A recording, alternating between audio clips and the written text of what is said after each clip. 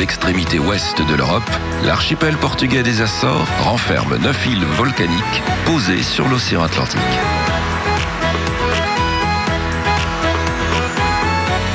Pour les découvrir, il faut prendre le temps de naviguer entre ces terres océanes. Aller à la rencontre de ses habitants, portugais d'origine et açoriens de cœur.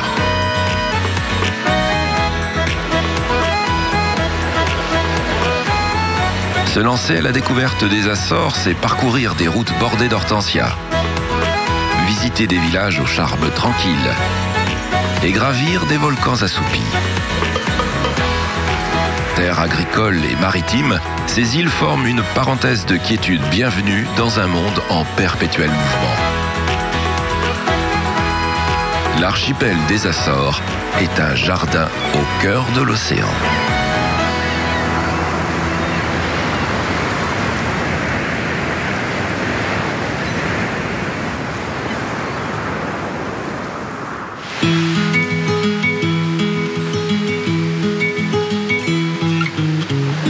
À 1600 km des côtes portugaises et à la même latitude que Lisbonne, l'archipel des Açores est connu pour l'anticyclone portant son nom. Cette région autonome du Portugal depuis 1976 est une véritable destination de choix pour un voyage hors des sentiers battus. Ces îles doivent tout à l'océan. Leur existence d'abord, car situées sur la dorsale médio-atlantique, elles ont émergé à cet endroit à la suite d'une intense activité volcanique sous-marine. Distribuées en 3 groupes répartis d'est en ouest, les 9 îles de l'archipel se trouvent également à la jonction précise des 3 plaques continentales, américaines, africaines et européennes. Leur paysage remarquable et leur climat subtropical, adouci par l'Atlantique, font des Açores une région où il fait bon vivre. Ici, des espèces des régions tropicales s'épanouissent aux côtés des plantes de zones tempérées. Le chrysanthème et le chêne européen côtoient le plant de café et la fougère arborescente.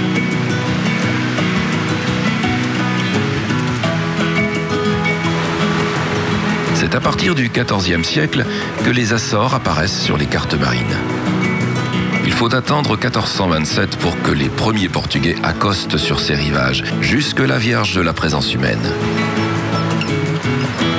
L'archipel deviendra alors un lieu stratégique pour la conquête des Amériques et un point de passage obligé entre l'Ancien et le Nouveau Monde.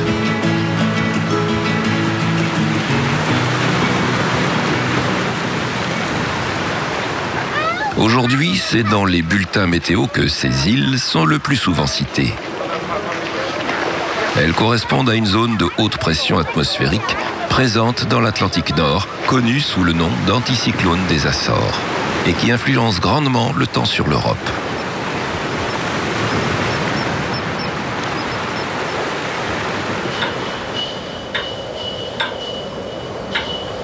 Officier de marine sillonnant les mers et féru de sciences, le prince Albert Ier de Monaco s'intéressait particulièrement à la météorologie. À la fin du XIXe siècle, avec l'essor des transports, les besoins en relevés ne cessent d'augmenter. C'est sous son impulsion que sera posée en 1901 la première pierre de l'observatoire météorologique d'Horta, sur l'île de Fayal.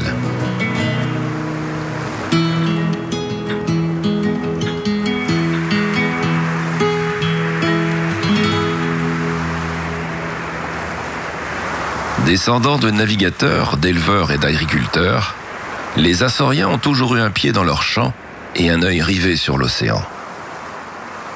Ces îles perdues de l'Atlantique ont donc été profondément marquées par les traditions maritimes.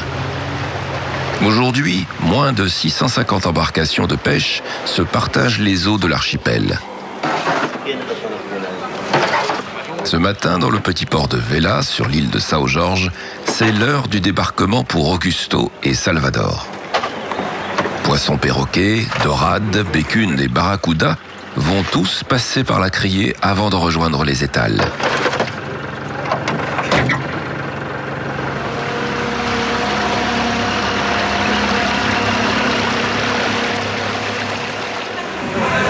marché aux poissons de São Miguel, les thons jaunes trônent aux côtés des sardines, très prisées par ici.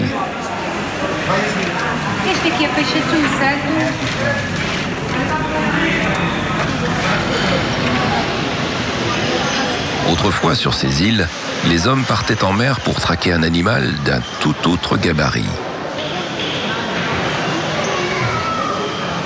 La chasse au cachalot se développa à la fin du 19e siècle. Notoirement dangereuse, elle était motivée par de substantiels profits que rapportait à l'époque l'huile de ce cétacé, dont la demande mondiale ne cessait d'augmenter. Les mammifères marins sont alors chassés pour fournir l'industrie en lubrifiant, pour la fabrication de cosmétiques ou l'éclairage des grandes villes. Des milliers d'animaux finissent dans les chaudrons. Au début des années 1900, la chasse s'organise et se développe. Certes industrielle, elle demeurera toujours rudimentaire quant aux moyens déployés, avec une navigation à la voile et un harponnage à la main. Installés sur des promontoires, surtout le pourtour des îles, des vigies, munis de jumelles, scrutaient l'océan pour y repérer les souffles. Pour donner le signal, elle lançait une fusée. Les hommes abandonnaient alors travaux, femmes et enfants, et se précipitaient pour rejoindre leur embarcation, reformer les équipages et prendre la mer en toute hâte. La chasse était lancée.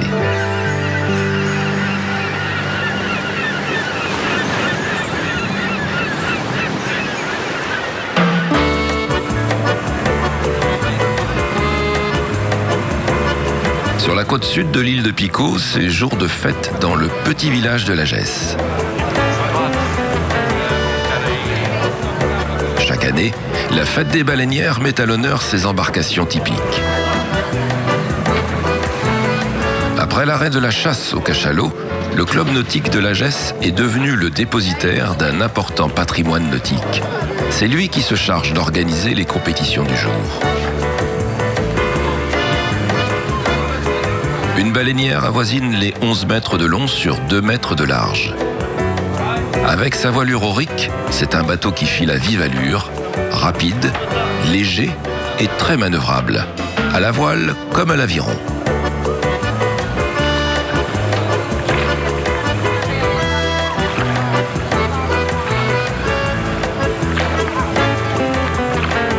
Comme au temps de la grande chasse, l'équipage qui à l'époque n'était composé que d'hommes compte 7 marins, 6 rameurs et un barreur. Le mestre, seul maître à bord après Dieu. Ces embarcations sont issues des baleinières américaines qui ont été adaptées pour la chasse côtière pratiquée ici. Elles sont l'histoire des Açores et les régates, très populaires, viennent célébrer d'une jolie manière ce patrimoine culturel.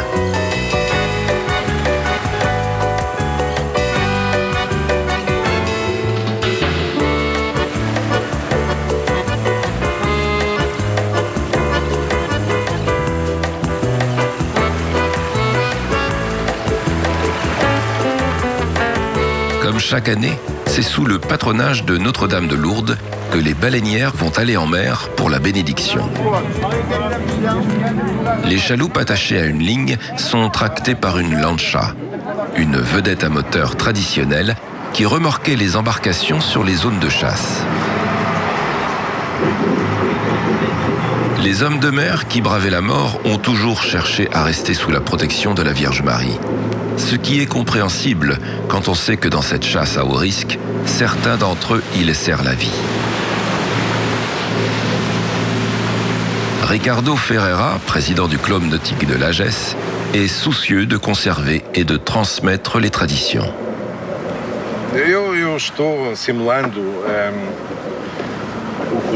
Je reproduis les gestes que les baleiniers faisaient dans le passé.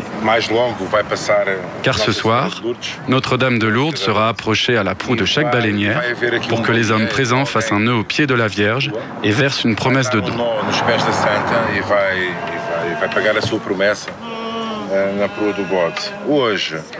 Aujourd'hui, c'est dimanche de Lourdes et il va y avoir un sermon. Un sermon pour payer cette promesse faite il y a de nombreuses années par des baleiniers qui ont survécu à une terrible tempête au large.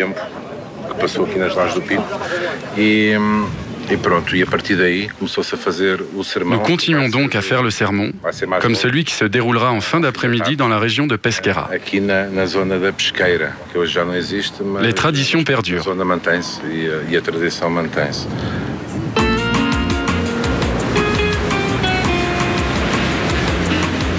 Depuis une trentaine d'années, le tourisme d'observation a définitivement remplacé les expéditions de chasse. Sur l'île de Fayal, la compagnie naturaliste est une base d'observation des mammifères marins.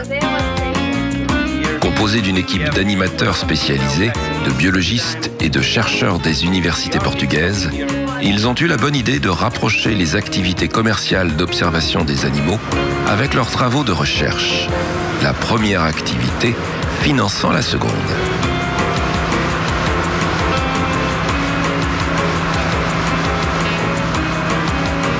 Après une courte navigation sur une mer d'huile, les premiers cachalots sont repérés en surface. C'est leur puissant souffle orienté sur le côté qui trahit leur présence.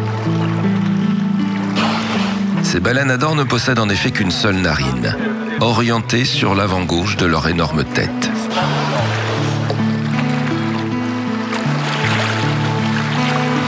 Aux Açores, les cachalots sont présents tout au long de l'année. Les troupeaux sont composés de femelles, de baleineaux et d'immatures. Les grands mâles quittent leur groupe maternel et partent pour une vie plus ou moins solitaire dans l'Atlantique Nord. Leur trajet reste encore assez peu documenté, mais ils rejoindront les groupes de femelles lorsqu'ils auront pleinement atteint leur maturité sexuelle, vers l'âge de 20 ans.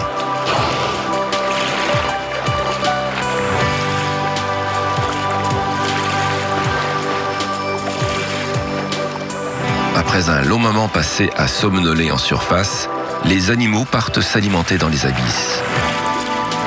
Pour cela, ils sondent jusqu'à 1000 mètres de profondeur pour débusquer les calmars géants dont ils se nourrissent.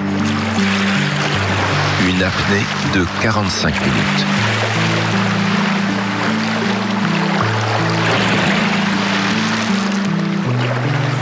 Pendant ce temps, en surface, les rencontres s'enchaînent.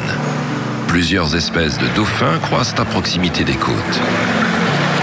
Les groupes de dauphins tachetés de l'Atlantique s'approchent très près des bateaux. Ce sont des animaux curieux, voire facétieux.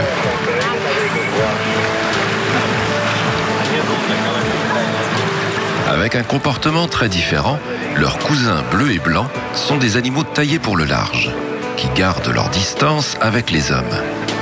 Des groupes de plusieurs dizaines, voire de centaines d'individus sont observés.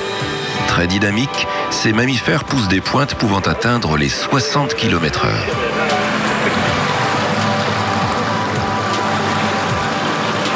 Sur le retour, ce sont les grands dauphins qui accompagnent le bateau.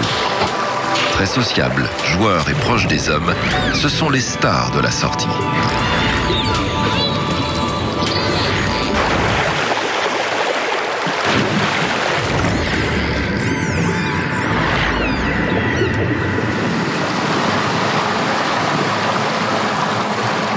Sur l'île de Fayal, Horta est décrite par ses habitants comme la plus petite grande ville du monde.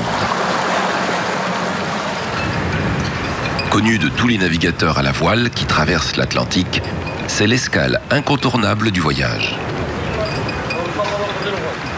Lieu de ravitaillement, de réparation et de retrouvailles, Horta remplit son rôle de port d'escale. Une tradition a vu le jour sur ces quais. Des marins qui y accostaient ont souhaité laisser une trace de leur passage. Ils se sont pour cela improvisés artistes-peintres. Sur la marina, l'usage des pinceaux s'est donc largement répandu et chaque équipage qui y accoste se plie désormais volontiers à l'exercice.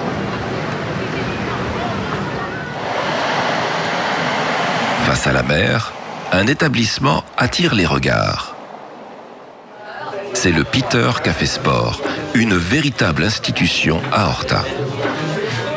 Ouvert il y a un siècle par Ernesto Azevedo, ce café est connu de tous les navigateurs comme le quartier général des marins de l'Atlantique Nord. Rien que cela. Café, restaurant, approvisionnement, service de change et poste restante ont fait de cet établissement une escale mythique pour les marins au long cours. Après avoir été tenu de nombreuses années par Peter, le fils d'Ernesto, c'est aujourd'hui José, le petit-fils, qui tient la boutique. C'était pour mon père aussi très important. Toute l'ambiance de Café Sport, et à cette époque, avec les marins, c'était très spécial. Une entreprise familiale bâtie depuis 3 générations et qui conserve le souvenir des marins qui y font escale. Ah, cette photo, c'est Tabarly, mon père, du Café Sport. Ça, c'est la dernière fois qu'il était là. Il faisait une photo de la première fois qu'il était là et la dernière fois qu'il était là. Au second étage du café, des œuvres un peu particulières d'artistes anonymes, pour la plupart baleiniers, sont exposées dans un petit musée. On y découvre les scrimshaws, des gravures sur dents de cachalot. Scrimshaw, c'est un nom que tu ne peux pas traduire pour portugais, pour français, pour une autre langue. Ce n'est pas possible. Et il y a 2 explications pour ce nom. Les Anglais et les Américains, ils aiment dire que c'est 2 noms américains. Scream, c'est le bruit, et show, qu'est-ce que tu vois après. Moi, je ne suis pas d'accord et je n'aime pas cette explication. En Hollande, il y avait un vieux nom qui dit Scrimshaw, ça veut dire paresseux, la personne qui ne doit pas travailler. Et c'est vrai que quand tu fais un scrimshaw, tu ne bouges pas beaucoup. Tu es assis avec un dent sur la main, une autre pièce de métal, et tu graves les dents tout doucement. Ça prend du temps pour faire ça. Je préfère cette explication.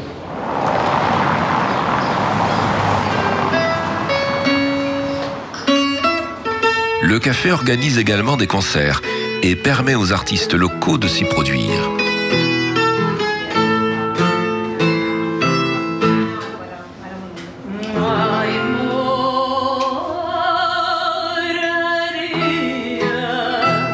Originaire de Fayal, Raquel Vieira chante depuis son plus jeune âge le fado, ce genre musical mélancolique typique du Portugal.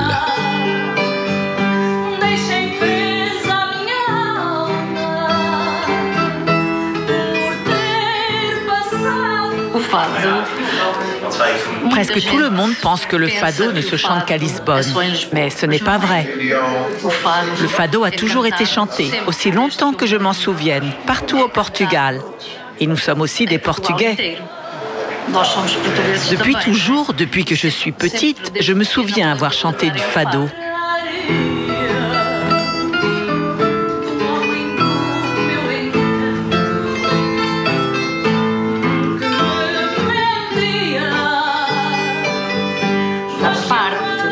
À l'époque de la cueillette du maïs, par exemple, lorsque les agriculteurs revenaient des champs et se retrouvaient pour peler les épis, eh bien à l'époque, tout le monde savait jouer d'un instrument.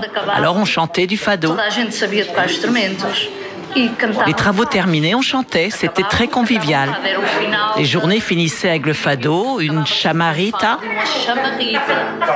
La chamarita fait partie de notre folklore et c'est très beau. E é muito bonito a chamarrita.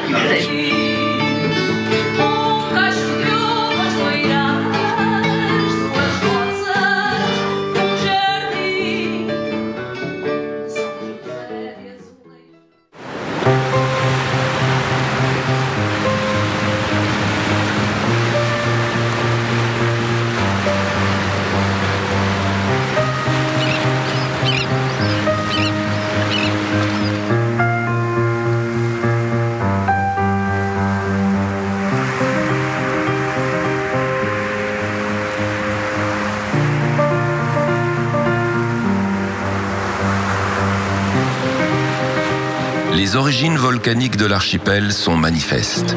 Chacune des îles en porte les stigmates. La dernière manifestation volcanique remonte à 1957. Cette année-là, Une éruption sous-marine fit surgir un îlot au large de Fayal et bouleversa la physionomie de la pointe de Capelinos.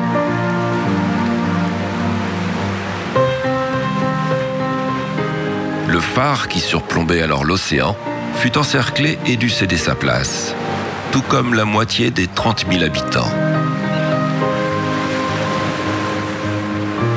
À la fin de l'épisode, l'île s'agrandit de 2 km².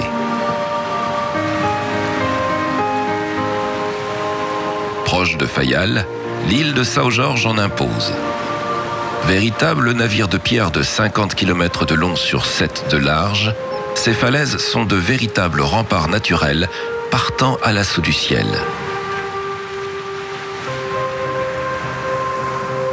Par endroits, des coulées de lave sont venues des hauteurs pour créer au bas des pentes des plateaux s'étirant vers le large, les fajas. Le long du littoral, on dénombre plus d'une cinquantaine de ces formations, dont l'appellation portugaise n'a pas véritablement trouvé de traduction. Certaines d'entre elles sont plus difficiles d'accès et demeurent beaucoup plus sauvages.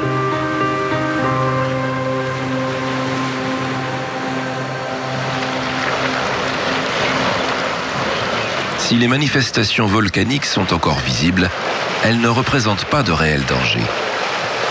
Tout au moins dans l'immédiat. Les Açoriens pragmatiques ont même appris à en tirer avantage. Sur l'île principale de São Miguel, Furnas est connu pour ses sources chaudes.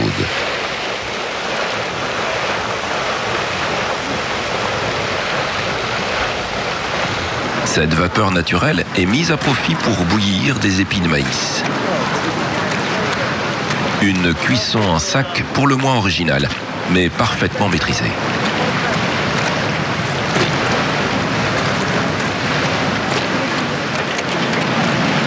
Déguster chaud, c'est un vrai régal.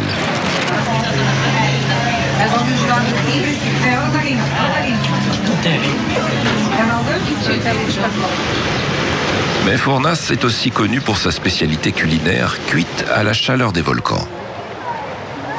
À l'écart du village, une zone de source chaude naturellement active a été aménagée. C'est ici qu'est concoctée la recette du cozido cuit à la vapeur des fumerolles, un plat traditionnel et emblématique de l'île. Victor Veloso est chef à l'hôtel Terra Nostra, où il propose à ses clients ce mets entièrement mijoté sous terre. Le cozido est un plat traditionnel portugais qui se fait dans tout le pays. Mais ici, la particularité, c'est que notre cozido cuit dans les fumerolles derrière moi. C'est un cozido à base de viande de porc, de bœuf, de poulet et de saucisses, avec des légumes comme le chou frisé, la pomme de terre, l'igname, très typique ici, et la patate douce.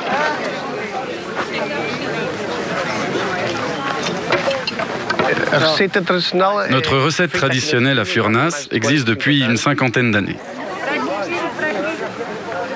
La cuisson prend habituellement entre 6 et 8 heures, mais dépend beaucoup de la saison. S'il pleut, s'il fait plus chaud. Mais en moyenne, il faut 6 à 8 heures pour cuire le cozido.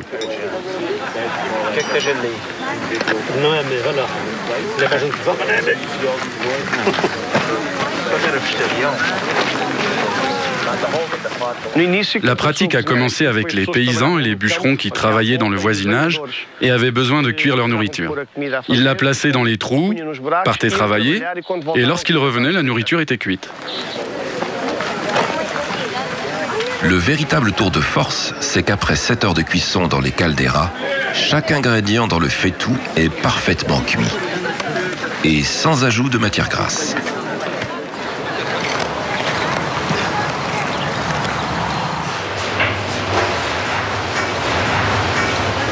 À l'ouverture du chaudron, la saveur des légumes qui accompagnent le plat est relevée par la variété des viandes.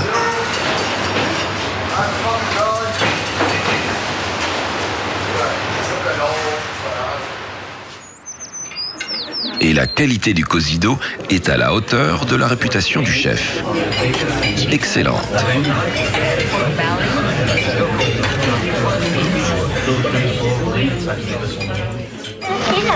Adossé à l'hôtel, le parc de Terra Nostra est un jardin botanique bicentenaire aux nombreux bassins d'eau thermale. Leurs vertus thérapeutiques furent reconnues à la fin du XIXe siècle et Fournas devient un lieu prisé à partir des années 30.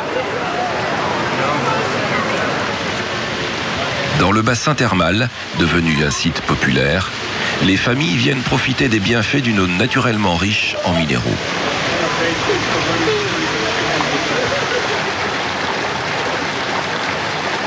En parcourant les allées du jardin, on peut y observer des fleurs de longose et de grandes fougères arborescentes sous les tulipiers de Virginie et les érables du Japon. Certaines plantes sont très impressionnantes. C'est le cas de la Victoria cruziana d'Amérique du Sud. Sa spectaculaire feuille flottante peut mesurer 2 mètres de diamètre et peser jusqu'à 6 kilos.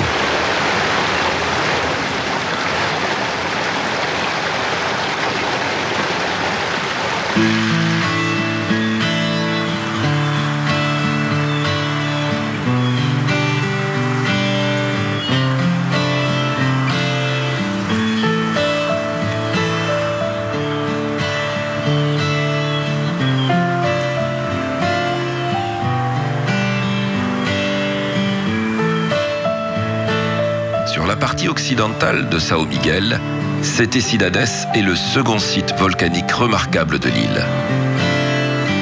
Certains jours, l'endroit échappe totalement au regard, dissimulé sous une épaisse mer de nuages. Il faut alors attendre les heures chaudes pour que le mystère se lève. Apparaissent alors, au fond d'une caldeira de 5 km de diamètre, 2 lacs aux couleurs très tranchées. La couleur émeraude du lac Verde est due à sa végétation aquatique, alors que le bleu du lac Azul, plus profond, vient du ciel qui s'y reflète. Une légende place les portes de la mythique Atlantide dans la caldeira de Sete-Cidades. Toutes les suppositions sont permises.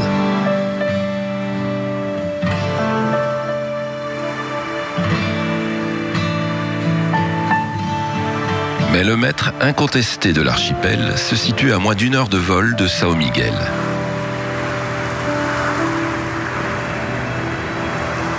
Point culminant du Portugal, le volcan Pico atteint 2351 mètres au-dessus des noirs rivages de l'île à laquelle il a donné son nom. Visible de toutes les îles voisines, le Pico est un cône volcanique au versant pentu, né de violentes éruptions depuis 240 000 ans.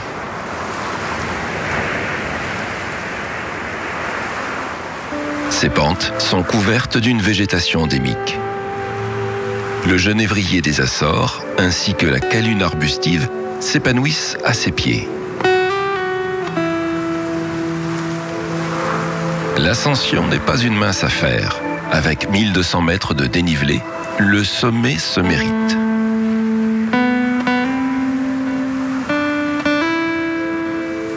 Les dernières manifestations du volcan datent de 1720. Autant dire hier à l'échelle géologique. Pour le moment assoupi, le monstre reste sous étroite surveillance, car les scientifiques sont formels. Le Pico se réveillera.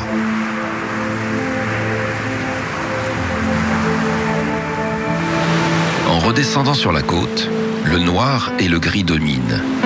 C'est la teinte des coulées de lave et des roches basaltiques qui parsèment le littoral.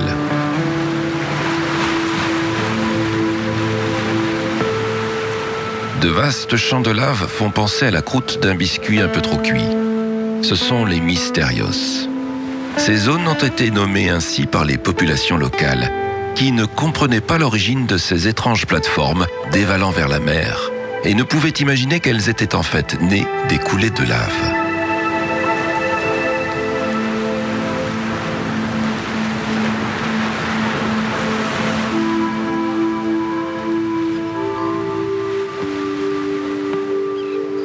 Au sud-ouest de l'île, ce paysage s'organise autour de murets, montés en pierre de basalte, et qui délimite un nombre presque incalculable de parcelles.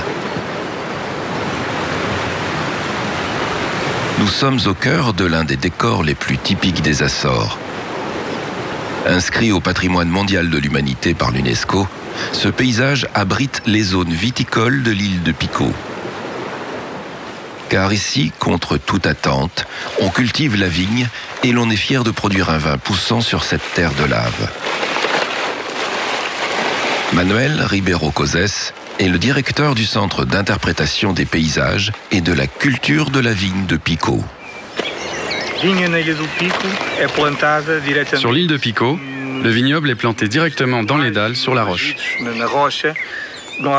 Mais face à l'absence de sol, la vigne est placée dans les crevasses entre les pierres. Afin de protéger le vignoble de la proximité de la mer et de ses vents forts, il a été construit un ensemble de murs de protection appelés couraïs. Ces murs en pierre de basalte noir empêchent que les embruns chargés de sel et les vents ne détruisent la vigne. Ainsi, les vignes sont toujours à l'abri près du sol et grâce aux murs, elles reçoivent la chaleur absorbée par le basalte qui la libère ensuite progressivement tout au long de la journée. De ce fait, les grains de raisin obtiennent plus de sucre grâce à ces conditions uniques.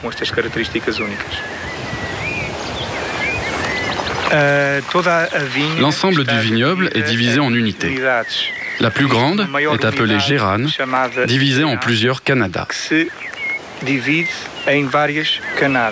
À leur tour, chaque canada est subdivisé en petites portions que nous appelons couraïs. Il y a donc une organisation structurelle de tout le paysage viticole à Pico.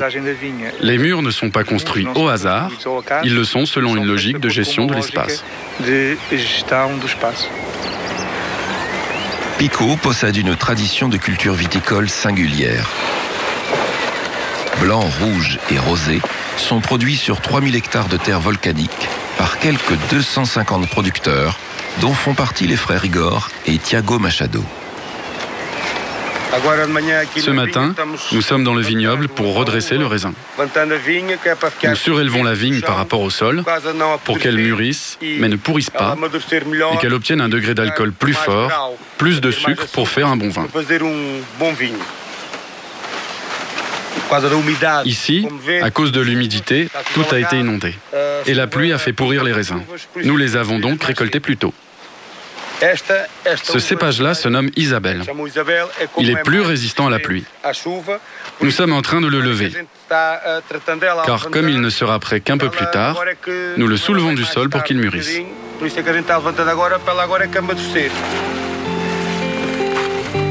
Dans la seconde moitié du 19e siècle, l'épidémie de phylloxéra détruisit tous les ceps de verre de l'eau. Aujourd'hui, il est à nouveau cultivé. Et si certaines bouteilles sont exportées, la majeure partie de la production est consommée sur place. Mais toujours avec modération.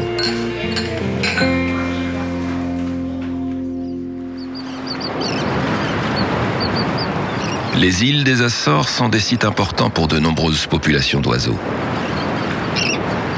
L'une d'elles est suffisamment rare et fragile pour qu'elle fasse l'objet d'un programme de conservation. Localement dénommé Kagarou, le puffin cendré est un modèle réduit de l'albatros hurleur des mers du Sud.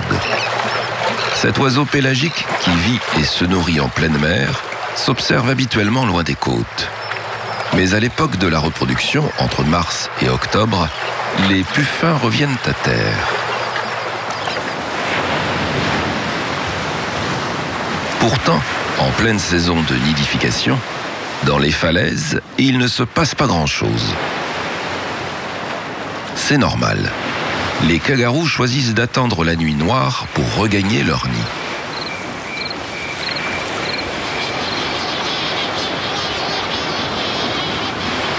Bien sûr, lorsque le soleil est couché, on ne voit absolument rien.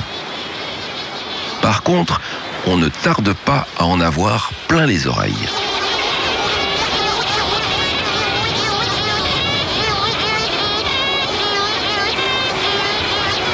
C'est accompagné d'un spécialiste qu'il est alors possible d'aller observer les oiseaux. Les puffins vocalisent bruyamment pour se reconnaître. Les cris des mâles sont étonnants, nasillards, difficiles à décrire. Tandis que les femelles semblent grogner.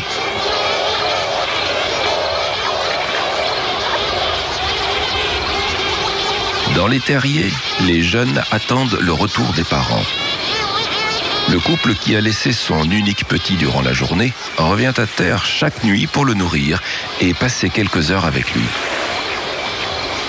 Il en sera ainsi jusqu'à la fin de l'été, jusqu'au moment où les adultes abandonneront définitivement leur progéniture, laissant seuls les jeunes face à leur destin de kangourou.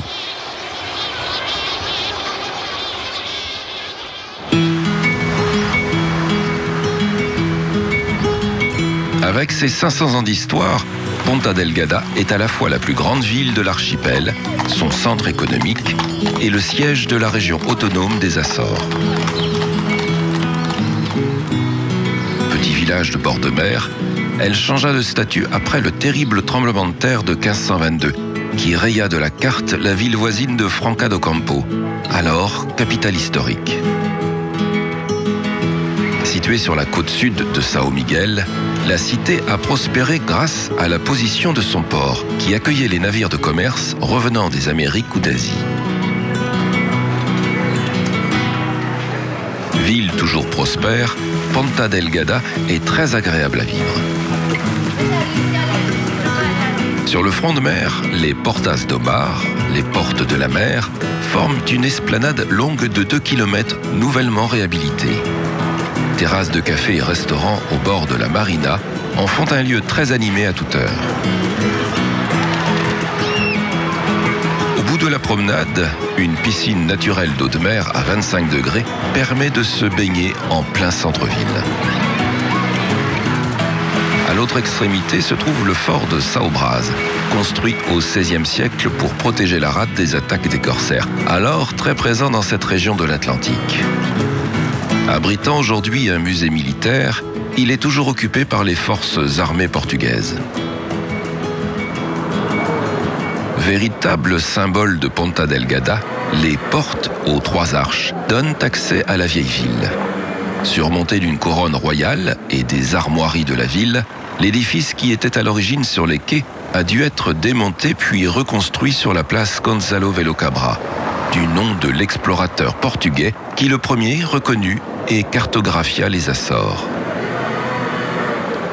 À quelques dizaines de mètres des portes, la cathédrale de Saint-Sébastien date, elle, de 1545.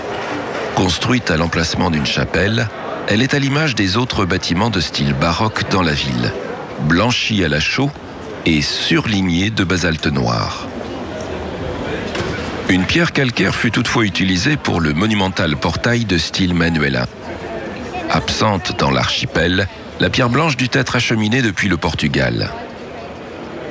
Ostentatoire, la façade affiche clairement le pouvoir de l'époque et devait contribuer à impressionner quiconque débarquant dans l'île. Déambuler dans les rues de Ponta Delgada permet de découvrir une ville à taille humaine. Rues et trottoirs sont tous pavés, avec des motifs riches et variés, et toujours avec goût. Plus loin, c'est le marché central, où les produits locaux ont la part belle. Ce qui attire l'attention, ce sont les étals de bananes et d'ananas.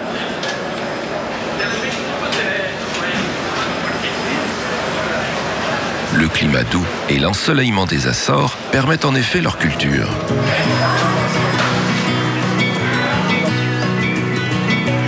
C'est dans les hauteurs de la ville, à la plantation Augusto Arruda, que les ananas sont cultivés sous de grandes serres depuis 150 ans.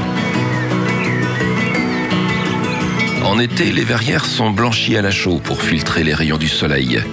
Et le soir, on pratique l'enfumage avec des feuilles de bananier pour rehausser la température durant les nuits fraîches. Des jeunes plants aux fruits matures s'écoulent 3 ans. C'est une production longue et fastidieuse qui se limite à 1000 tonnes par an et dont la moitié est consommée sur place.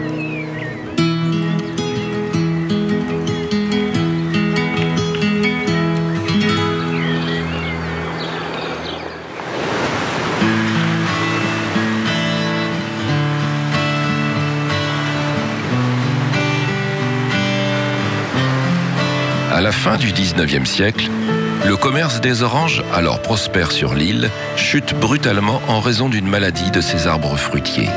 Les terres particulièrement fertiles et la douceur du climat permirent le développement de nouvelles cultures, parmi lesquelles celle du thé. Ce sont aujourd'hui les seules terres d'Europe où cette culture est pratiquée de manière commerciale. Il faut se rendre sur la municipalité de Ribeira Grande, au nord de l'île de São Miguel, pour rejoindre les plantations. 2 seulement subsistent à ce jour et entretiennent un savoir-faire dont les techniques n'ont quasiment pas évolué. L'une des fabriques est tenue par José Antonio Pachero.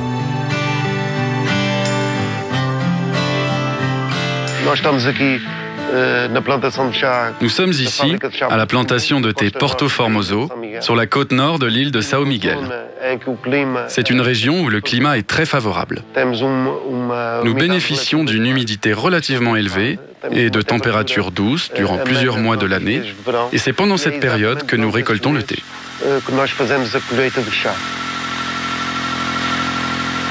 Le processus de fabrication que nous avons à l'usine de thé Porto Formoso est traditionnel et suit 5 étapes de fabrication.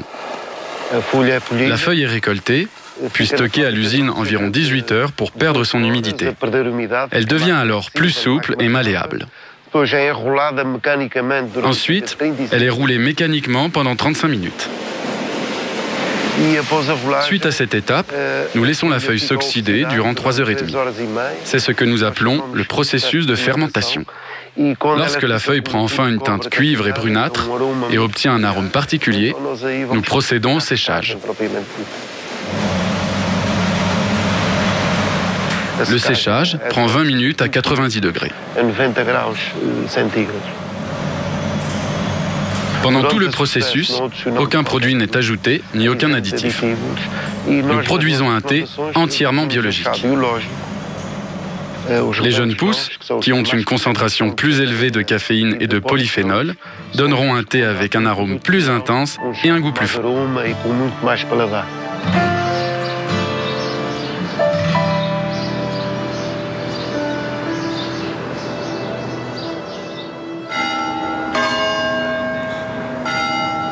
Principalement importés du Portugal continental, les azuleiros, ces petits carreaux de faïence peints, ont été très utilisés aux Açores pour la décoration des édifices religieux et des habitations. Il faut toutefois attendre la fin du 19e siècle pour qu'apparaissent les premières fabriques locales. Artisanale, la confection des carreaux est restée inchangée avec le temps. Et c'est en compagnie de Maria Teresa Vieira Botelho, propriétaire de la fabrique, que l'on découvre l'usage des azuleiros. De ce côté, vous voyez nos mosaïques.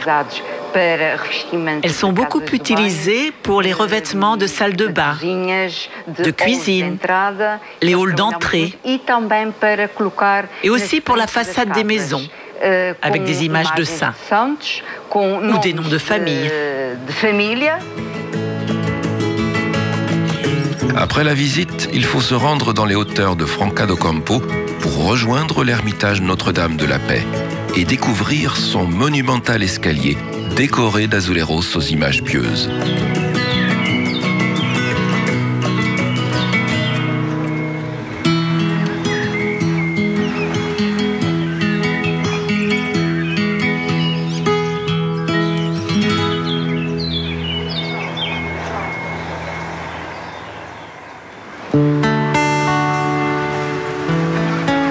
Seconde plus grande ville de l'archipel, Angra do Heroísmo est la capitale de l'île de Terceira, la 3e île à avoir été découverte. Classée par l'UNESCO, Angra figure parmi les plus belles villes portugaises. Et il ne faut pas longtemps pour s'en persuader. De nombreux édifices ont conservé l'architecture originale du XVIe siècle. Et les bâtiments des 18 et 19e, avec leurs façades colorées, procurent à la ville un charme incontestable.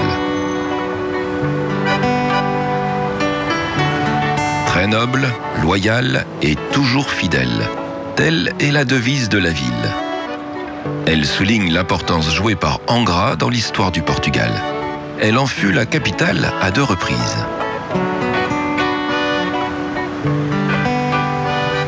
De par sa position dans l'Atlantique, l'île de Terceira était un point d'escale pour le commerce entre les Amériques et l'Europe.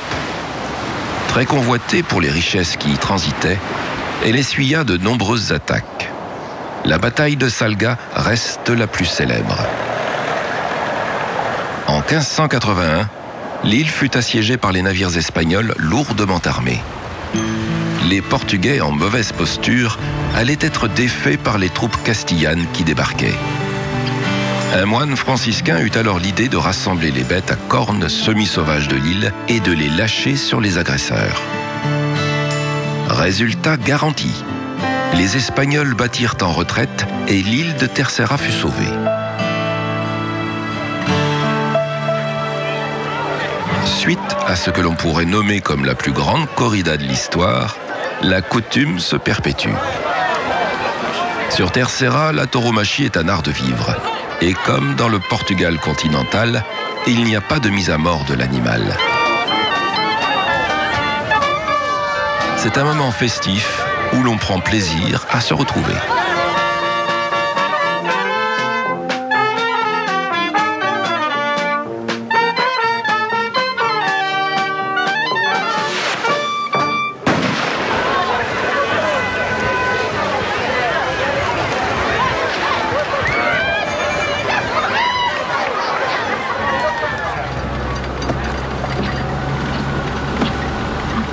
Antonio Ferreira élève ses bêtes sur les terres familiales, dans les hauteurs de l'île. Notre élevage comporte plusieurs activités, mais l'activité principale, c'est la corrida à la corde. Pour cela, nous avons plus d'une centaine de vaches allaitantes réparties dans 4 troupeaux. Nous avons une très bonne réputation à Terceira, héritée de mon beau-père, connu pour sa ferme d'élevage, José Albino Fernandez, car nos taureaux ont un comportement un peu différent des autres élevages.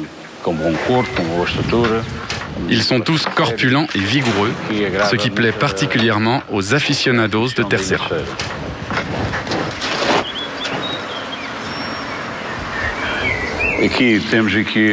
Ici, nous avons des garrochas, de longues perches en bois pour travailler dans les champs. Pour travailler dans les enclos, lorsque nous dirigeons les taureaux ou les vaches, ou pour sélectionner certaines bêtes à l'entraînement, on en utilise de plus longues.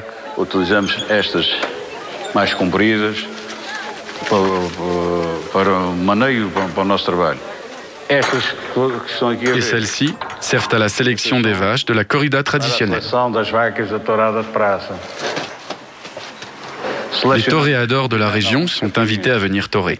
Ils rentrent dans l'arène pour torer les vaches avec un parapluie ou une cape, ce qui nous permet d'observer la force physique des bêtes.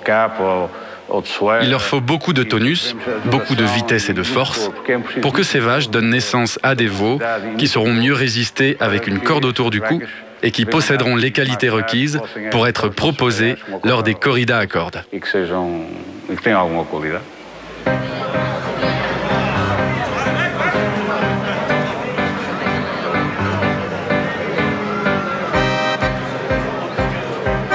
Si la tauromachie est une fête populaire partout aux Açores, elle s'exprime plus intensément à Terceira.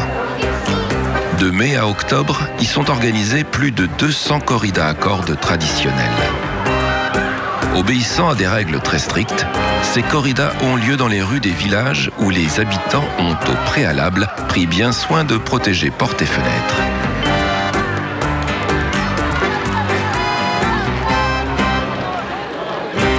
Quatre taureaux sauvages d'au moins 3 ans sont lâchés à tour de rôle durant 15 à 30 minutes. Chaque départ est signalé par le lancement d'une fusée, histoire que tout le monde sache bien qu'un animal à cornes court dans les rues.